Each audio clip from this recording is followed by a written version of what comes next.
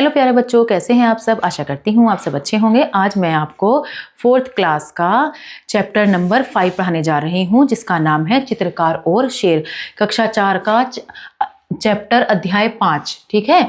चित्रकार और शेर, क्या कहानी है चित्रकार और शेर की। क्या वे आपस में दोस्त हैं या वे आपस में दुश्मन हैं, या क्या इनके बीच में रिलेशन है, इसके बारे में हम पढ़ेंगे।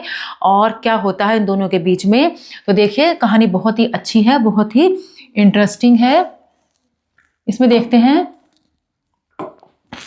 चित्रकार सुनसान जगह पर बना रहा था चित्र, इतने में ही वहां आ गया यमराज का मित्र। चित्रकार क्या कर रहा था। सुनसान जगह किसे बोलते हैं, जहां पर कोई नहीं होता है, बिल्कुल खामोश इलाका होता है, उसे सुनसान जगह बोलते हैं। और वहां पर एक चित्रकार चित्र बना रहा था, और इतने में ही वहां पर यमराज का मित्र आ गया। यमराज कौन होता है, जो जान ले लेता है। ठीक है। मित्र मतलब दोस्त। उसे देखकर चित्रकार के तुरंत उड़ गए होश। नदी, पहाड़, पेड़, पत्तों का रह न गया कुछ जोश। अब यमराज के मित्र को देखते ही जो चित्रकार था, उसके तो होश उड़ गए। अब उसे कुछ भी, चित्रकारी का कुछ भी सामान, ना नदी, पहाड़, पेड़, पत्ते, अब कुछ भी उसे ध्यान नहीं था, क्योंकि उसके पूरी तरीके से होश उड़ चुके थे। फिर उसको कुछ हिम्मत आई, देख उसे चुपचाप बोला, सुंदर चित्र बना दूं, बैठ जाइए आप। अब उसे दिख गया कि अब तो मैं मरने ही वाला हूं, अब कैसे न कैसे, किसी भी तरह से कैसे जान बचाऊं। तो उसने बड़ी हिम्मत करी और एक दिमाग में एक आइडिया लाया, क्यों ना मैं इसका कुछ चित्र वित्र, बस दिमाग में कुछ ना कुछ सोचने लगा। फिर उसने कहा कि आप बैठ जाइए, मैं आपका एक सुंदर सा चित्र बना देता हूं। उकड़ू मुकड़ू बैठ गया वह सारे अंग बटोर। अब वो जो यमराज का मित्र था, वो ऐसे उकड़ू बुकड़ू से ऐसे करके बस बैठ गया अपना पोत से देकर। ठीक है। बहुत ध्यान से लगा देखने चित्रकार की ओर। अब जब उकड़ू बुकड़ू बैठ गया वो, अब उसे लगा कि मेरे साथ कुछ होगा, चित्र वित्र बनेगा मेरा। तो वो भी चित्रकार की तरफ ऐसे आराम से बैठ गया, वो अपना चित्र बनाने के लिए। चित्रकार ने कहा, हो गया आगे का तैयार, अब मुंह आप उधर तो फेरिए जंगल के सरदार। अब उसने कहा, आगे का तो हो गया है, अब आप थोड़ा सा मुंह फेरिए, पीछे की भी तो पिक्चर बननी चाहिए।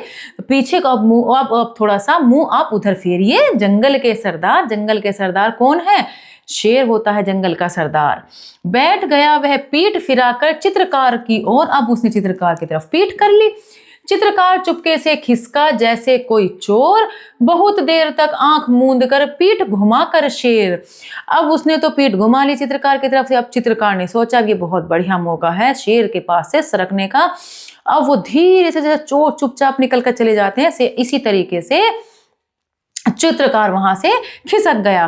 बैठे बैठे लगा सोचने, इधर हुई क्यों देर। अब जब उस शेर को बहुत देर हो गई थी, चित्रकार अभी भी कुछ नहीं कह रहा था, तो अब उसे शक हुआ कि क्यों इतनी देर हो रही है। बैठे बैठे वो सोचने लगा।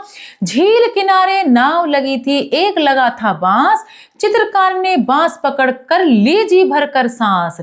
अब जो है झील के पास ही एक नाव लगी हुई थी, और नाव में बैठने के साथ ही जब नाव का जो बांस होता है उसे पकड़कर जो चित्रकार ने जो सांस ली अपने खुशी की, और बड़ा उसके अंदर सांस सा आ गया। जल्दी जल्दी नाव चलाकर निकल गया कुछ दूर। अब जैसे ही थोड़ी सी दूर वो निकल गया जल्दी जल्दी करके, इधर शेर था धोखा खाकर झुंझलाहट से चूर। अब उसे शेर को पता चल गया था कि वो यहाँ से चला गया है।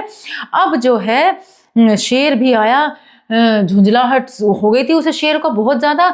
अब शेर बहुत खिसिया कर बोला, नाव जरा ले रोक, कलम और कागज तो ले जा रे कायर डरपोक। अब चित्रकार ने सोचा, अब तो ये जब भी चला गया है, अब तो हाथ में आने का नहीं है। तो चित्रकार से कहा, अरे भैया अपनी कलम और कागज तो लेकर चला जा। तो चित्रकार ने कहा, शीघ्र ही रखिए अपने पास, चित्रकला का आप कीजिए जंगल में अभ्यास। अब चित्रकार ने कहा, भैया, क्योंकि उसे पता था चित्रकार को, अगर वो कलम कागज लेने शेर के पास जाएगा तो शेर तो उसे पक्का खा जाएगा। तो अब उसने भी क्या अकलमंदी से जवाब दिया। उसने कहा, शेर भैया तुम ही अब इसे कलम और कागज को तुम ही रखो, तुम भी थोड़ा सा अभ्यास कर लो, तुम भी थोड़ी सी चित्रकारी बनानी सीख लो। तो देखा बच्चों किस तरीके से चित्रकार ने अपनी जान बचाई शेर से। देखो, कभी भी हमें हिम्मत नहीं हारनी चाहिए, चाहे कैसी भी मुसीबत हमारे ऊपर क्यों ना आन पड़े।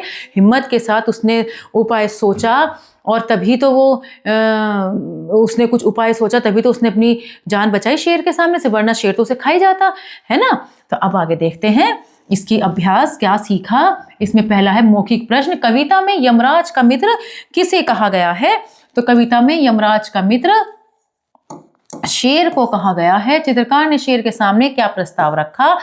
शेर ने कहा, चित्रकार ने शेर से कहा चित्र बनाने के लिए, शेर का चित्र बनाने के लिए कहा,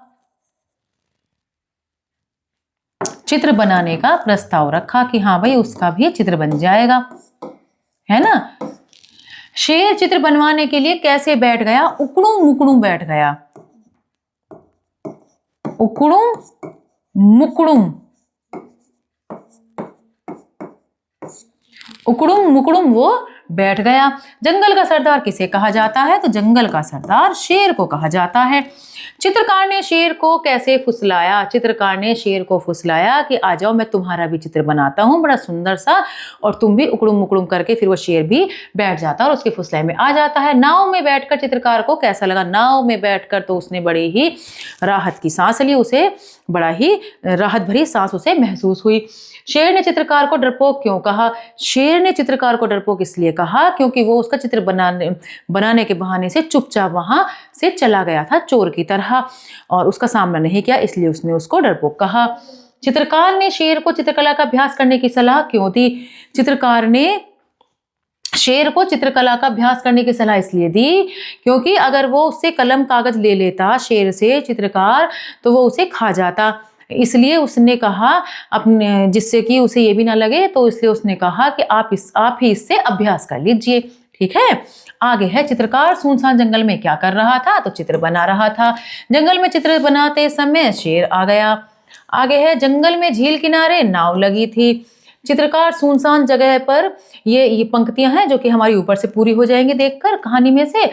चित्रकार जगह पर चित्र बना रहा था, तो कहाँ चित्र बना रहा था? सुनसान जगह पर। शेर अपनी घुमाकर चित्रकार की ओर बैठ गया, तो शेर अपनी पीठ घुमाकर चित्रकार की ओर बैठ गया। शेर को देखकर चित्रकार के होश उड़ गए। जंगल में चित्रकार के सामने शेर आ गया। ठीक है, तो इस तरीके से हमारा जो ये है अध्याय समाप्त होता है। आशा करती हूँ आपको ये चित्रकार और शेर की कहानी अच्छी लगी होगी। मिलते हैं अगली कक्षा में। धन्यवाद।